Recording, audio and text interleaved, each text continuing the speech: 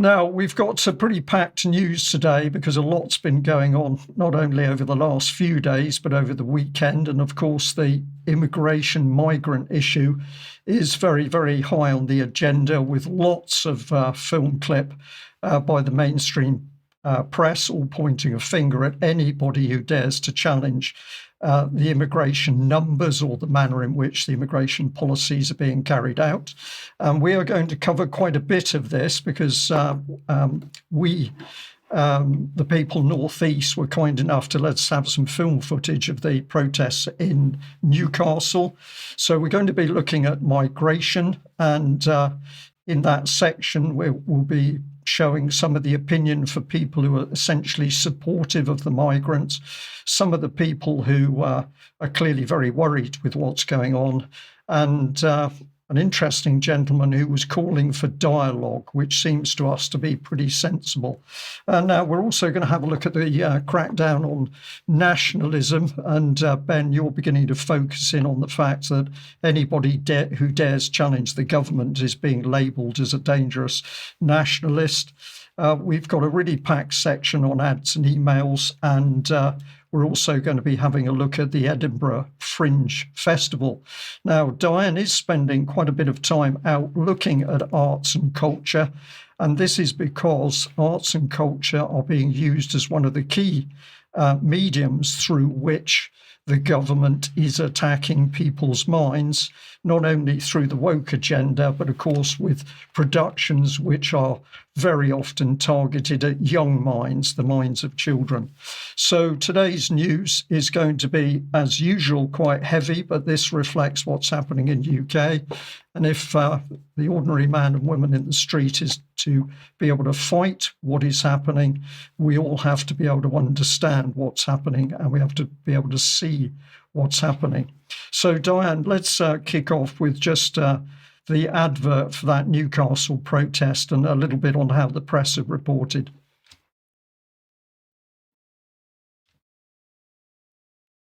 I think we might have. I think we've temporarily lost Diane there. Not to worry. This is the key slide which we wanted to put up, which is the original advert for the Great British National Protest. Hotel confirmed, the New Bridge Hotel, Newcastle. And this was 1:00 on Saturday, the 2nd of August. And of course, true to form, the mainstream press, of course, came out with headlines such as this. Let's just move forward there. 23 pictures as protesters clash in Newcastle city centre over asylum hotels. And then, of course, on the right, we've got flags and 4 arrested after anti-migrant and counter-protest clash outside the hotel. So the mainstream media loves the violence. Just checking, Diane, have we got you back with us? Yes, thanks, Brian. I'm here now. It must be the windy weather out there today that's interfering with the broadcast.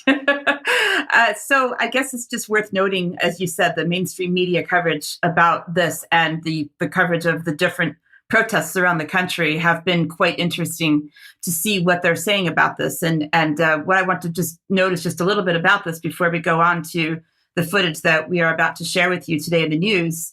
It's really interesting to look at that coverage from the Chronicle, the Newcastle Chronicle, because there's 2 sets of organizers, basically, and there's the counter-protest organizers, which we'll probably see in the clips are quite organized and premeditated. And the quote, for example, from them that was mentioned in this article, the organizer said, quote, "Yet again, far-right and fascist thugs are intent on bringing their message of hate to Newcastle. They aim to build on years of Islamophobia, anti-migrant sentiment, and scapegoating. In Epping and elsewhere, recently, we have already seen intimidation and violence aimed at refugees, migrants, and asylum seekers.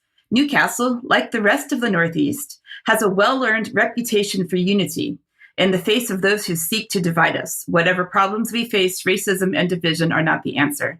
So that is from the counter-protest group, which we will see was actually quite well organized. So with that, I would like to say that thank you very much to the people that work with the Rumble channel called We the People Northeast. They have a very successful channel that they've run for several years on Rumble, and we'll put a link to their channel in the show notes. And we have UKColumn exclusives directly from them. that they sent to me over the weekend. So, Brian, I don't know if you want to introduce the first clip and we can talk through these a bit as we go through. Lovely. Well, this is the first clip. This is just an overview of part of the protest, but you can see some very interesting things, not least pay attention to people wearing masks. The media are instigating problems. And they do, they do cause the public opinion cause, but it's usually because they support minorities. Would you talk to us, independent media? Refugees are welcome here. Excuse me. You're handing out signs? Yes. Would you like to ask a couple of questions? Independent media. Sorry. Independent media. Sorry, I can't work purposes.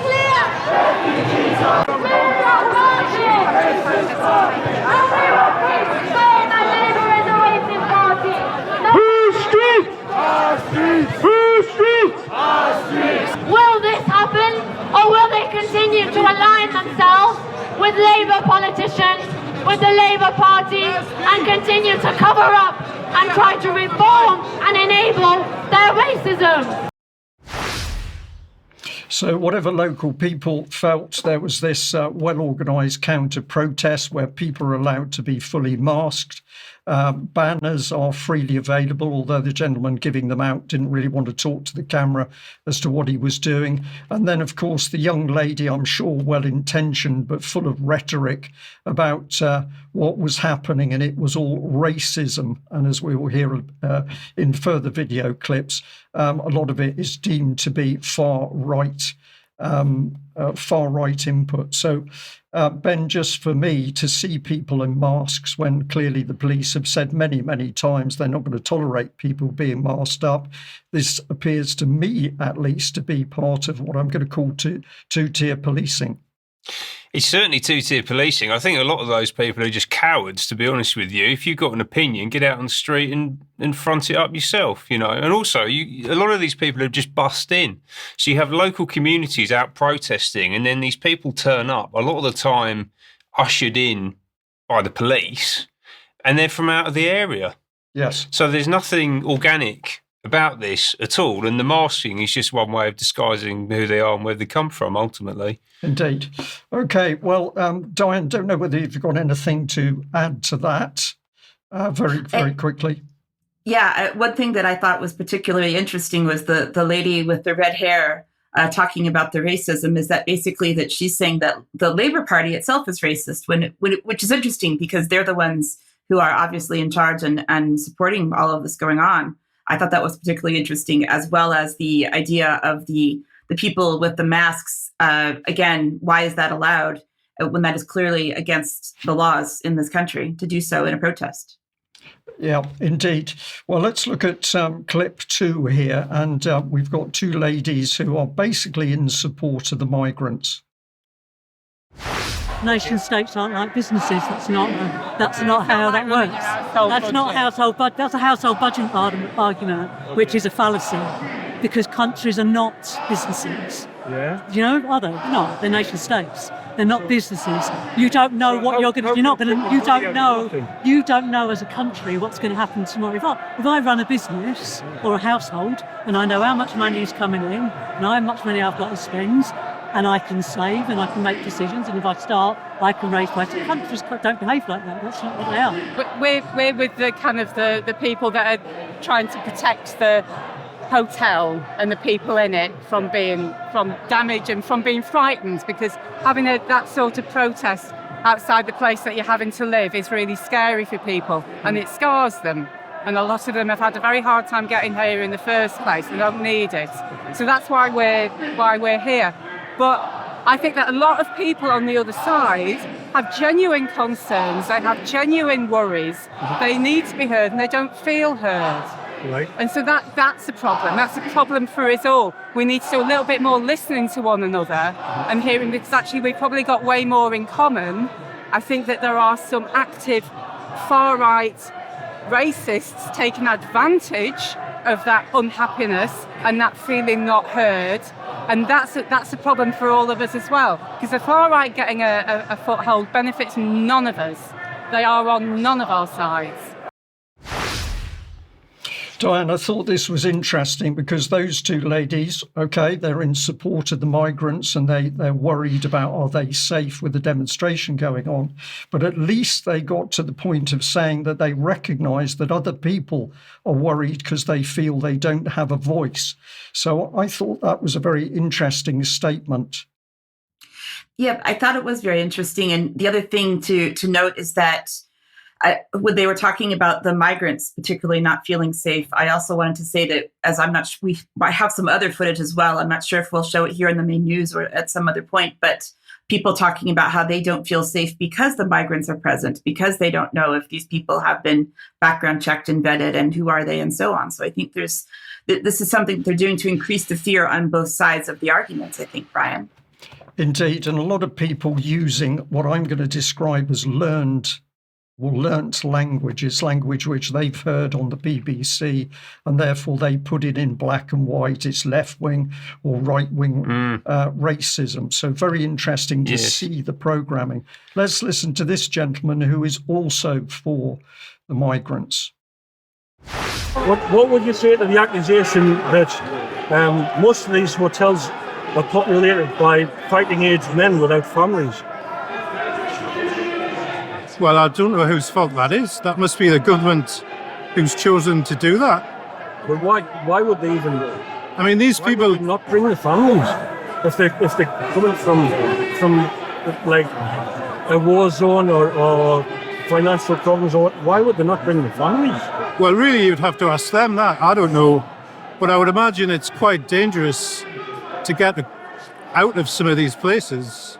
So maybe they expect their families to join them if they have families. Maybe their families are being killed. Who knows? I don't know the answer to that. You'd have to ask some of them. A good thing for you to do would be to interview some of the asylum seekers, and that would be great if you did. Yeah, I do. It would be great. Yeah. I get their stories.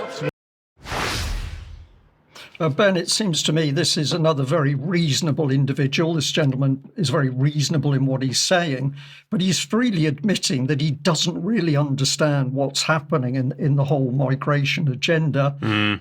Go and talk to the migrants. I would say talk to the migrants by all means, but let's be talking to Keir Starmer and the rest of the politicians over the years that have created this mess on the streets. Completely agree with you. Completely agree with you. Okay, so we're now going to switch to dialogue from other members of the public who had concerns. And I've had to use the clips that I've been provided. So there is a little bit more footage on one side than the other. Nevertheless, we are trying to give our audience both sides of comment around this particular protest. Let's listen to what this lady has to say. I'm just trying to get a view from different sides. How do you feel about the situation at the moment? What's brought you here today? Me kids and me grandkids. Okay. I'm like scared for them. You're scared to walk on the street. You're scared to come into town. Right. Yeah, it's not right. I mean, I thought today if you're running from a war or you're scared, you would take your family with you. And it just shows what they think of women and children. They've left them all behind. They've come here, they laugh at them. They're working illegally, they get everything. And like we've all worked all our lives, and I'm retired now, but I kind of get, not that I want to claim benefits, but I kind of get nothing if I needed it. But these people seem to get everything. And everyone you speak to just wants that we want a border control. We want the borders controlled, and that's simple as if they're legal, they shouldn't be getting anything. They should be getting thrown out. They lie through the teeth, but these people believe them. They're so wrong. How would you respond to them if they called you racist, which they undoubtedly would? That word's just being thrown out there because it's an easy one to get people into trouble or whatever, but it's not. To silence people, basically. To silence, and we're getting silenced all the time. You're scared to do anything. You're scared to say anything. And I never even thought of racism until all this started. Yeah. And I think more people are saying, well, I've got friends from every colour, every religion, everything, and we've been friends for years. And you know what I mean? They're good friends, but these people aren't our friends. They don't believe what we believe. So some interesting points there. The key thing that came across to me is that she feels silenced. She's being censored for having any concerns and for speaking out. And this is a very dangerous place to be because, of course, the anxiety and the stress increases. But clearly she's worried about what is happening. Ben, I don't know whether you've got any comment on that. I thought she was fantastic, very reasonable, level-headed, no issues with what she said there at all. But of course, she and many thousands and thousands of other people like her don't have a voice. Diane, I'll bring you in after this next clip, but this is a lady that makes a very astute statement about Palestine. Hello. So we're interested in both sides of this argument, so just wondering what's brought you here today? I'm here for my children, my grandchildren, and for women. Right. This isn't about Palestine. They're shouting about Palestine. It's not about Palestine. Right. This is for the people of this country, the women and the children. That's who it's for. So what's the problem that the women and the children are facing? Because they're letting a load of migrants in on boats. We don't know who they are. They haven't got passports. We don't know whether they've done anything wrong. They could be murderers, rapists, and that's what's happening in this country. But they tell us that they're culturally enriching us by the doctors and lawyers and whatnot. There's no doctors and lawyers coming in on them boats. There's no way there's doctors and lawyers coming in on the boats. There's no. So what about the idea that they're only fighting aged men and there's no families there? That's all there is. It's fighting aged men that's on them boats. I've very rarely seen a child or a woman on that boat. And then they're coming in and they're getting a hotel, money, everything, whatever they want, they're getting whatever they want. And it's wrong. It's not fair that we're paying for them. So do you feel then that the descriptions of two-tier politics and two-tier policing are correct? Yes. Indigenous people are being treated unfairly compared to foreigners. Yeah, definitely. Yeah. It's not fair on the people in this country who pay their taxes. Why should we have to pay for them? It's not fair. Yeah. It isn't fair. But the poor oppressed people and they're escaping from. Do you know what? I don't. If there's like a family or anything's happened bad where they are, I don't mind. But it's all men coming in. I'm not racist. I'll help anybody. I will help anybody. But it's not fair that it's all men coming in. You won't leave your life there if there's something wrong in that country. You bring your children and your wife with you. You mentioned not being racist. That's probably the first thing they would throw at you. You know what it is? The last one I went to was at the monument, right? And we were called far-right, racists and Nazis, and that's what they called me. We just stood there and just let them go on. We didn't do anything. We're peaceful. We're not going to cause any trouble. We're just worried about our country and the people in it. So, Diane, another lady talking very sensibly, and I thought she made some really good points. She was clearly seeing through what was being played out on the streets, not only there, but in other locations. Yeah, no, I think so as well. It's very, very interesting to hear from her to talk about the fact that it is, at least what we see, especially on mainstream coverage as well, the idea of just the men coming through on the boats.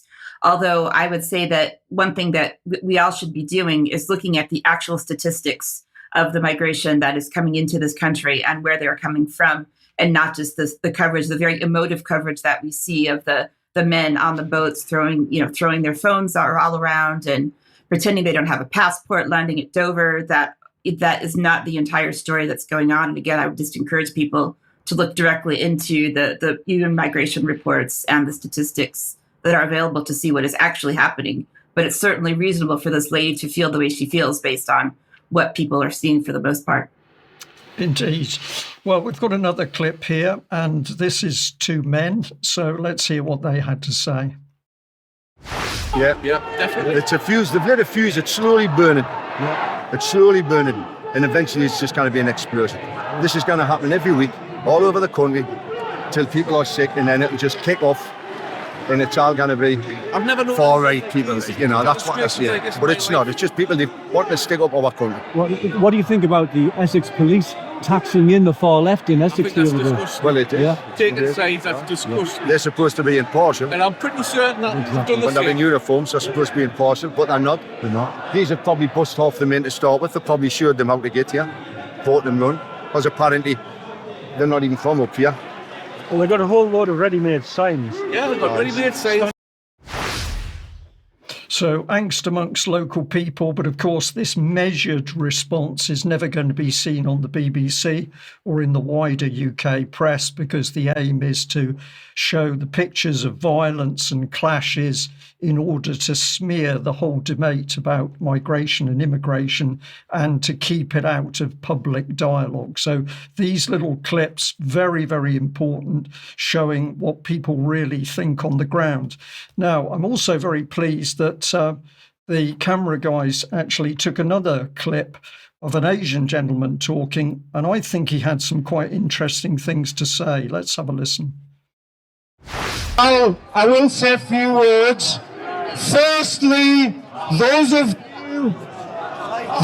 you, if you're listening, I do not label each and every one of you as racist for simply turning up and having a conversation. What I do believe, though, most of you have ill-thought views and opinion, and there's an awful lot of confusion. I, for one, am prepared to have a grown-up conversation if this is what you would like to do. There are concerns, there are issues, there are problems, and there are key aspects that conversation we need to have. You know what? Let's have a proper conversation. I was there just past speaking to a lovely couple who does have key concerns about the policies of this country, how some of those policies are seriously affecting our lives, working class people's lives, and that is